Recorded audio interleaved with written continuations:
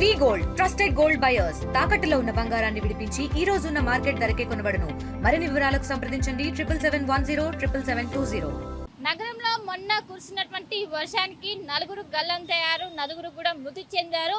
ఆ ఘటన మరవక ముందే మరోసారి నిన్న కురిసినటువంటి భారీ వర్షానికి బేగంపేట నుంచి బల్కంపేటకి వెళ్తున్నటువంటి ముషీరాబాద్ చెందినటువంటి వ్యక్తి ఒకవైపు నాలాలో కొట్టుకుపోయి మరణించారు. ఇక్కడ ఏదైతే బల్కంపేట రైల్వే అండర్ బ్రిడ్జ్ ఉంటుందో అండర్ బ్రిడ్జ్ కింద నిన్న 11 గంటల సమయంలో తను బేగంపేట నుంచి తన ఇంటికి వెళ్తున్నారు. ఇంటికి వెళ్లే సమయంలోనే వరద ప్రవాహం అనేది ఒక్కసారిగా పెరిగింది. ఒక్కసారిగా పెరగడంతో తన మధ్యలో చిక్కుపోయారు. అటు బయటికి వెళ్ళలేక అటు తన ఇంటికి వెళ్ళలేక మధ్యలో చిక్కుపోవడంతో బైకుతో సహా కొట్టుకుపోయి ప్రస్తుతం మృతి కూడా చెందారు. దీంతో ఒక ఘటన మరో ముందు ఇంకో ఘటన రావడంతో నగరవాసులు పెద్ద ఎత్తున ఆవేదన వ్యక్తం చేసింది. ఎందుకంటే ముందు rainy season that heavy rains ఉంటుంది. హెవీ రైన్స్ ఉండడంతో ఈ విధంగా జరగడంతో ప్రతి ఒక్కరు కూడా ఆందోళన వ్యక్తం చేస్తూ మనకు కనిపిస్తున్నటువంటి దాదాపు మోకాలలో ఏదైతే మనిషి మునిగేంత వాటర్ లెవెల్ అనేది నిన్న ఉన్నది. ఎందుకంటే నిన్న దాదాపు ఇక్కడ బేగంపేట ఏరియాలో 15 సెంటీమీటర్ల మేర వర్షపాతం నమోదవడం, పక్కన ఉన్నటువంటి నాలా కూడా పొంగి పొర్లడంతో ఆ వాటర్ మొత్తం కూడా ఒక్కసారిగా ఈ రైల్వే అండర్ బ్రిడ్జ్ అనేది దాదాపు సగం వరకు కూడా మొత్తం కూడా వాటర్ లెవెల్స్ అనేవి ఉన్నాయి. దీంతో ఎవరు కూడా ఒకవైపు అటు హైదరాబాద్ కావచ్చు, జిహెచ్ఎంసీ అధికారులు కావచ్చు వెంటనే ఈ రోడ్ని క్లోజ్ చేయాలి. రోడ్ని క్లోజ్ చేయకపోవడం వల్ల ఇదంతా జరిగిందంటూ కూడా ఇక్కడ ఉన్నటువంటి స్థానికులు పెద్ద ఎత్తున ఆందోళన వ్యక్తం చేస్తున్నారు. ముందు మొత్తం మనకు ఇంకా అలానే రెయిన్ అనేది కంటిన్యూ అయితే అక్కడ ఉన్నటువంటి ఏదైతే పైన ఉన్నటువంటి ఏదైతే మనకు కనిపిస్తున్నటువంటి లెవెల్ ఉన్నదో అది మొత్తం కూడా తాకేదంటూ కూడా నిన్న చాలా ప్రమాదకర స్థాయిలో ఇది మొత్తం కూడా ఉన్నదంటూ కూడా ఇప్పటికే ఒకవైపు హైదరాబాద్ బృందాలు కావచ్చు, జిహెచ్ఎంసీ బృందాలు కూడా చేరుకున్నారు. కానీ ఒకవైపు ఆల్రెడీ ప్రాణ నష్టం అనేది జరిగింది. ప్రాణ నష్టం జరిగాక ఇప్పుడు చేస్తే ఏంటి లాభం అంటూ కూడా ప్రతి ఒక్కరు కూడా ఆందోళన వ్యక్తం చేస్తున్నారు. ఈ తను బేగంపేట నుంచి టువర్డ్స్ బల్కంపేటకి వెళ్తున్నారు. బల్కంపేటకి వెళ్ళే సమయంలోనే 11 గంటల నిన్న రాత్రి 6 గంటల నుంచి కూడా వర్షం అనేది మొదలైంది. ఏకదాటిగా నాన్ స్టాప్గా ఎలాంటి గ్యాప్ లేకుండా రావడంతో వాటర్ని వెట్టుకుపోవడానికి కూడా ఎలాంటి వే కూడా లేకపోవడంతో ఈ విధంగా జరుగుతున్నది. ఇప్పటికీ ఇక్కడ ఉన్నటువంటి పరిస్థితిని స్థానిక కార్పొరేటర్ ఇక్కడికి వచ్చి ఘటనా స్థలాన్ని కూడా పరిశీలిస్తున్నారు. పరిశీలించి నిన్న జరగడానికి గల కారణాలు ఏంటి కూడా అధికారులతో కూడా ఆరా తీస్తున్నారు. ఒకసారి స్థానిక కార్పొరేటర్ కూడా ఉన్నారు, వారితో మాట్లాడించే ప్రయత్నం చేద్దాము. మొన్న జరిగినటువంటి వర్షాలకు నలుగురు కూడా గల్లంతయ్యారు, వాళ్ళు మృతి చెందారు. అది మరోసారి అసలు దీనికి బాధ్యత ఎవరు వహించాలి ఏమంటారు? ప్రభుత్వం ఏదైతే మౌలిక సదుపాయాలు ఇవ్వలేని ప్రభుత్వమో ఏదైతే భాగ్యనగరము అన్నది చెప్పారో ఈ రోజు మీరు ఇక్కడ చూడండి. ఈ స్టిల్ట్ అన్నది ఏదైతే ఇక్కడ స్థానికులందరూ చెప్పేది అది వాస్తవం. వారు చెప్పేది కాదు, ఇది ఇప్పుడు కాదు.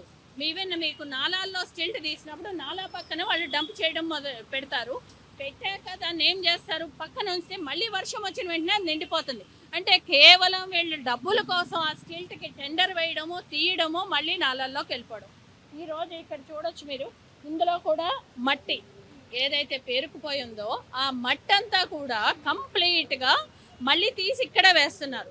ఆ పక్కన వేస్తే అది వర్షానికి వస్తుంది, అది వదిలేయండి. ఈ రోజు ఏదైతే దుర్ఘటన జరిగిందో ఆ యువకుడు ఎవరైతే చనిపోయారో అది చాలా బాధాకరమైన విషయం. ఎందుకంటే ఇక్కడ ఇలా వాటర్ వస్తుంది అన్నది అంతకు ముందే identified problem. It is not a new problem. ఈ బ్రిడ్జ్ కింద ఎంత చీకటిగా ఉంటుందో రాత్రిపూట అందరికీ తెలుసు.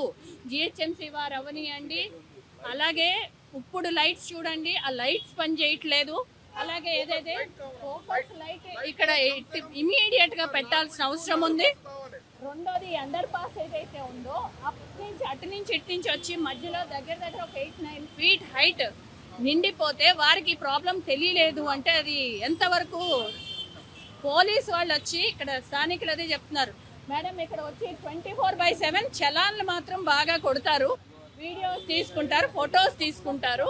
కానీ మరి ఆ పోలీసులు కానీ ఆ డిపార్ట్మెంట్ వారు కానీ ఇక్కడ ఉన్న పరిస్థితిని ఎందుకు కనిపించలేదు? డిఆర్ఎఫ్ కనిపించలేదా? మున్సిపల్ డిపార్ట్మెంట్ కనిపించలేదా? వాళ్ళకి స్విమ్మింగ్ రాదని చెప్పారంటే అమ్మ నువ్వు వెళ్ళు అక్కడ చూడండి అంటే వాళ్ళ వ్యాన్ ఏదైతే వచ్చిందో ఆ వీడియో వీరి దగ్గర ఉంది, మీరు ఆ వీడియో కూడా చూపించండి. It is a clear sign that they are not proper administration failure. మౌలిక సదుపాయాలు ఇవ్వకుండా మేము అమెరికా చేస్తాము, లేకపోతే మేము ఇది చేస్తాం, సింగపూర్ చేస్తాం, ఆ సిటీ, ఇవి కాదమ్మా. ఒక మనిషి ప్రాణానికి ఏం విలువ కట్టదలుచుకున్నారు? వాళ్ళ వైఫ్ అక్కడ ఏదో దావత్లో ఉండి భోంచేస్తూ ఉందంట. ఆ టైంలో ఈ విషయం తెలిసింది. ఒక ఆడపిల్ల జీవితం ఏంటి, ఒక ఆడపిల్ల పరిస్థితి ఏంటి అంటే ఏదైతే ఇది కాంక్రీట్ ఇప్పుడు అడవిలో జరిగింది అనుకోమ్మా, వి అగ్రి, అడవిలో ఏదన్నా జరుగుతుంది. ఎందుకంటే దాన్ని అసెస్ చేసే పరిస్థితి మనలో ఉంది. ఇది అడవి కాదు, Bhagyanagaram. It is a capital city of Telangana. What are we doing here? For what we are making this all? దేనికోసం ఈ బడ్జెట్లు, దేనికోసం ఖర్చు పెడుతున్నారు? మౌలిక సదుపాయాలు. ఇక్కడ ఉన్న వాళ్ళు అదే చెప్పారు మేడం, అన్నిసార్లు పోలీసులు ఉంటారు. నాకు ఒక్కటే చిన్న విషయం ఏంటంటే, ఈ రోడ్ ఇలా అవుతుందని తెలిసినప్పుడు పోలీస్ డిపార్ట్మెంట్ అవనియండి, జిహెచ్ఎంసీ అవనియండి, డిఆర్ఎఫ్ అవనియండి, బ్యారికేడ్ పెట్టి రోడ్ క్లోజ్డ్ అని ఎందుకు పెట్టలేదు? క్లోజ్డ్ అని ఎప్పుడు కూడా ప్రభుత్వం ప్రాపర్గా గైడ్ లైన్స్ ఇస్తే ప్రతి ప్రజలు వినే పరిస్థితి ఉంటుంది. That is fix. చిన్న తప్పు పెద్ద తప్పు జరగచ్చేమో, కానీ ప్రజలు ఎప్పుడు కూడా ప్రభుత్వం సీరియస్గా ఉండి రియల్గా ఇదిగో ఇది ఆపండి, ఇక్కడ కుదరదు, రోడ్ క్లోజ్ చేయండి అని టైంలో అంటే అందరూ పాటిస్తారు. ప్రజలు ఎందుకు పాటించరు? చలాన్లు కట్టడానికి మాత్రం వీళ్ళకి ఈ ప్లేస్ తెలిసింది. చలాన్లు కొట్టేటప్పుడు లైట్లు లేవని తెలియలేదా ఈ ప్రభుత్వానికి? ఎవరైతే చనిపోయిన వాళ్ళకి న్యాయం చేయాలి ఖచ్చితంగా ఇక్కడ బస్తీ వాళ్ళు. ఎందుకంటే వాళ్ళు వచ్చారమ్మా, డిఆర్ఎఫ్ అంటే ఈత కూడా రావాలి, ఆ టీం రావాలి. ఆ టైంలో ఈత తెలియని వాళ్ళు, వాళ్ళ మోటార్ ఏదైతే ఉందో అక్కడ మోటార్ ఉంది, ఆ మోటార్తో పుల్ చేయడానికి దాంట్లో చెత్త అడ్డపడి నీళ్ళు వెళ్ళట్లేదు. మీరు దాని పక్కన నాలా చూసుంటారు, ఆ నాలాలో కూడా మీరు చూస్తే వాటర్ ఫ్లో వెళ్ళట్లేదు కదా. ఆ విషయం కళ్ళకు కనిపించే విషయం. మేమెవరూ చెప్పాలి, అది ప్రభుత్వం రెగ్యులర్ డ్యూటీ. ఎప్పుడూ కూడా మౌలిక సదుపాయాల కోసం అడ్మినిస్ట్రేషన్, ఇంత పెద్ద గవర్నమెంట్ ఉండి, డిపార్ట్మెంట్స్ ఉండి, ఇంజనీరింగ్ డిపార్ట్మెంట్ ఉంటుంది, వాటర్ వర్క్స్ డిపార్ట్మెంట్ ఉంటుంది, అలాగే మన ఏదైతే సివరేజ్ సిస్టమ్ ఉంటుందో, డ్రైనేజ్, వీరందరూ కూడా ఏం చేస్తున్నారు? For what? ట్యాక్స్లు ఎందుకు తీసుకుంటున్నాం మనం? ఈ సర్వీస్ ఇవ్వడానికి మౌలిక సదుపాయాలు ఇవ్వలేని వాళ్ళకి ప్రజలందరూ రేపు ట్యాక్స్ కట్టేయడం మానేమందాం. ట్యాక్స్ కట్టరు. అంటే వాటర్ లాగింగ్ పాయింట్స్, అదేవిధంగా అండర్ పాస్ దగ్గర 24/7 అటు మాన్సూన్ టీమ్స్ కావచ్చు, హైడ్రా బృందాలు ఉంటాయని ఒకవైపు జిహెచ్ఎంసీ అధికారులు చెప్తున్నారు. కానీ అవి గ్రౌండ్ లెవెల్ ఆ విధంగా ఉంటున్నారా, వర్క్ చేస్తున్నారా? 100% అది తప్పు. ఎందుకు 100% తప్పు అంటున్నామంటే, ఇక్కడ ఏదైతే ఉందో అక్కడ బ్యారికేడ్స్ ఉన్నాయా? క్లియర్గా ప్రూఫ్తో సహా ఉన్నాయి. ఎవరు కూడా లేవని క్లియర్గా చెప్పారు. స్థానికులు వాళ్ళకి ఏం పని? అసలు ఎవరున్నారమ్మా? ఇప్పుడు ఇక్కడ ఇష్యూ జరిగినప్పుడు ఇక్కడ వాటర్ పోయింది కాబట్టి వాళ్ళు వదిలేశారు అనుకుందాం కాసేపు. కానీ వాటర్ వచ్చినప్పుడు ఇమీడియట్గా బ్యారికేడ్స్ పెట్టాలి కదా, వాళ్ళ డ్యూటీ అది కదా. వర్షం వచ్చినప్పుడు ఇట్స్ లైక్ సంథింగ్. అది కూడా ఎప్పటి నుంచి వస్తుంది? దగ్గర సాయంత్రం నుంచి వస్తుంది. సాయంత్రం నుంచి వచ్చినప్పుడు సపోజ్ 4 inches వస్తుంది. ఓకే, ఈ వర్షం ఇలాగే పడితే ఒక 10 inches వెళ్తుంది, లేకపోతే 10 feet వెళ్తుంది అన్న అసెస్మెంట్ ఎవరికి ఉండాలి? ఆ అసెస్మెంట్ ఉంటే ఈ దుర్ఘటన అవుతుంది కాదు. ఆ అసెస్మెంట్ చేయకపోవడం వల్లే ఒక మనిషి ప్రాణం బలిచ్చారు. అంతకుముందు కూడా జరగడం, ఇవన్నీ కూడా కన్సిడరేషన్లో తీసుకోకపోతే ఖచ్చితంగా ప్రజలు వారికి మౌలిక సదుపాయాలు ఇవ్వలేనప్పుడు వారు కూడా ఎందుకు ప్రభుత్వానికి ఆన్సరబిలిటీ అన్నది ఖచ్చితంగా అది నేను కూడా నమ్ముతాను. వాళ్ళకి చేసేది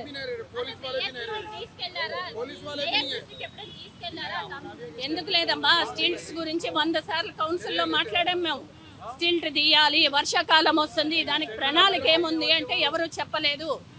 కౌన్సిల్ మీటింగ్స్లో స్టిల్ట్ కూడా ఇక్కడ పక్కన ఏదైతే ఇప్పుడు మనకి అమీర్పేటలో ఏదైతే అక్కడ బేగంపేట వెళ్ళే రోడ్డు, ఇప్పుడు ఇది కానీ మీరు ఇవన్నీ చూడండి, వీడియో తీసుకోండి. స్టిల్ట్ ఎప్పుడు కూడా పక్కకు పెడతారు. ఆ స్టిల్ట్ తీసే లోపల అది డ్రైనేజ్లోకి మళ్ళీ వెళ్ళిపోతుంది. సో తీసేనట్ట తీలేనట్ట అది వాళ్ళు తెలియాలి. అలాగే ప్రణాళిక లేకపోతే ఏదన్నా సరే ఏం చేద్దాం? ఈ సంవత్సరం వర్షాలకి ఎక్కడ మీటింగ్ పెట్టారమ్మా? వర్షాల గురించి మీటింగ్ పెట్టింది ఎక్కడ? ఇక్కడ ఏదన్నా రాజకీయాల తర్వాతమ్మా. ఫస్ట్ పాయింట్, ప్రాణాలు తీసేంత ఈ కాంక్రీట్ జంగల్లో, ఈ హైదరాబాద్ నగరంలో కేవలం మౌలిక సదుపాయాలు లేకపోవటం వల్ల ఒక ప్రాణం పోవడం అది సమంజసమా? అది ప్రభుత్వం ఖచ్చితంగా చెప్పాల్సిన అవసరం ఉంది. నిన్న జరిగినప్పుడు ఉన్నారా మీరు? మేమే రెస్క్యూ చేసినాం మేడం. చేసిన టీం వాళ్ళే. వాటర్ ఎక్కడ వరకు ఉండేది? ఎన్ని ఫీట్లు ఉండే? కనీసం 15 feet ఉండే మేడం. 12 to 15 feet ఉండే మేడం. సో అబ్బాయి మధ్యలో చిక్కుకున్నారా? ఎలా? ఆడ negligence madam. Traffic, law and order, GHMC, DRF అందరు వాళ్ళ నెగ్లెన్సీ వల్ల అయింది మొత్తం ఇది. ఎవరైనా మనిషి ఉండాలా? బ్యారికేడ్ పెట్టినప్పుడు కూడా మనుషులు ఏం బ్యారికేడ్ తీసి వచ్చేస్తారు. వాళ్ళ పని ఏంది? ఒక మనిషికి పెట్టాలా అంతే.